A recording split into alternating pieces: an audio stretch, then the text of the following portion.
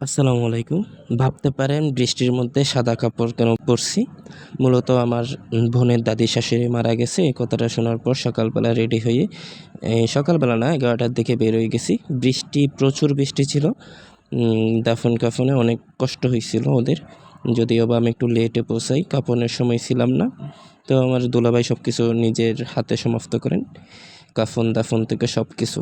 এমনকি জানাজাটাও মেহমুদের আব্বুই পড়ায়, কারণ ওনাকে নাকি ওসিয়ত করে গেছিল। তারপর তাদের পরিবারের পক্ষ থেকে বিরিয়ানির ব্যবস্থা করা হয়েছিল। আমরা সবাই একসাথে খাবার খাইলাম।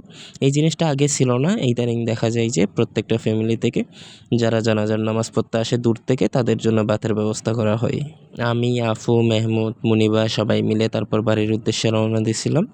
বাড়িতে পৌঁছানোর সময় দেখি একটা খুব সুন্দর ব্রিজ এবং অনেকটা রাস্তাও সুন্দর ছিল, দুই পাশের গাছপালা। এগুলো আগামীকালকে দেখাবো ইনশাল্লাহ।